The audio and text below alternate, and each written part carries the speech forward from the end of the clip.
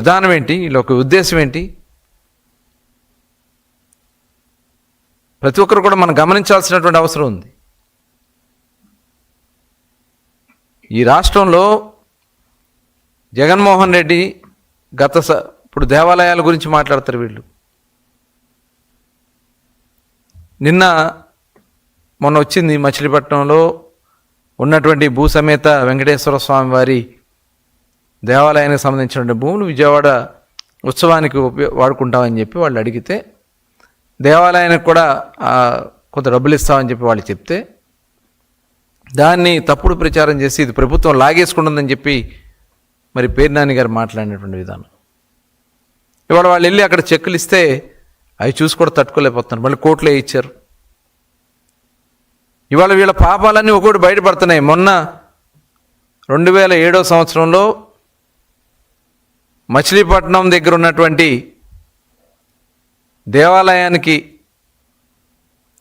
రంగనాయక స్వామి దేవాలయానికి సంబంధించినటువంటి 5 ఎకరాల 33 సెంట్లు దగ్గర అవసరం లేకపోయినా ఆ భూములు ఆ దేవాలయాన్ని మెయింటైన్ చేయడానికి, ధూపదీప నైవేద్యాలకి అక్కడ చాలా కోట్లు ఉన్నాయి, అన్నిటి నుంచి రెంట్లు వస్తాయి. అవసరం లేకపోయినా దాన్ని అమ్మించి ఆక్షన్ పెట్టించి, ఆ ఆక్షన్లో తన అనుయాయుల్ని పెట్టించి, తన అనుయాయులతోనే ఎవరిని రానివ్వకుండా అక్కడ మేనేజ్ చేసి కొనుక్కుని,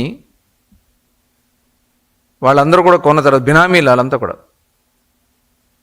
వైఎస్ఆర్ పార్టీ నాయకులే కొనుక్కుని, మరి 2023లో 22 అనుకుంటా రిజిస్ట్రేషన్ చేయించుకున్నాడు. వాళ్ళ భార్య పేరున, వాళ్ళ మామగారి పేరున. అవన్నీ కూడా ప్రూఫ్స్తో మా వాళ్ళు అడిగితే,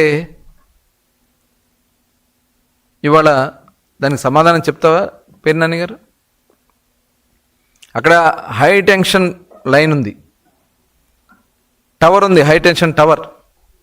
వచ్చిన వాళ్ళందరినీ బెదిరించి ఆ టవర్ ఉందని చెప్పి ఒక్క పైసా కూడా కట్టుకున్నప్పుడు ఆ టవర్ అంతా రిమూవ్ చేసి అక్కడి నుంచి, అంటే దేవాలయాలు ఆస్తులు కొట్టేసేది మీరు, దేవాలయాల్లో బెదిరించి దోచుకున్నది మీరు, ఇంకా మీరు నీతికి శ్రీరంగ నీతులు చెప్తా ఉన్నారు. తప్పుడు మాటలు మాట్లాడితే ప్రతి మాటకి జవాబు ఉంటుంది, ప్రతి మాటకి రేపు ఎదుర్కోవాల్సిన పరిస్థితి వస్తుంది. ఇవాళ మీరు కులాలను రెచ్చగొట్టి, మతాలను రెచ్చగొట్టి, ఒక పక్క చూస్తేనేమో మీరు చేసినటువంటి తప్పిదాలను చూసి ఇవాళ మీరు నటిస్తున్నటువంటి విధానం ఎట్టి పరిస్థితుల్లో కూడా సహించం. మీ బియ్యం కొట్టేశారు. ఇదే పేర్నాని సొంత భార్య పేరు పెట్టినటువంటి గోడౌన్స్ నుంచి దాదాపు 8,000 బస్తాల బియ్యం కొట్టేస్తే, నేను డబ్బులు కట్టేశాను, బయటపడ కట్టావు. ఎవరు కట్టమన్నారు నిన్ను? దొంగతనం జరిగిందా లేదా? అక్కడ 8,000 బస్తాల పేదవాళ్ళకి, ప్రజలకు ఇచ్చేటువంటి రేషన్ డిపో బియ్యాన్ని అక్రమంగా తరలించుకుని అమ్మేసి నేను డబ్బులు కట్టేశానని చెప్పి మాట్లాడుతూ ఉన్నారంటే, అక్కడ ఏ తప్పిదం జరిగినా మాదే బాధ్యతని మీరు రాసిచ్చారు, దానికి శిక్షార్హులు అని కూడా రాసిచ్చారు. బియ్యం కొట్టేశారు.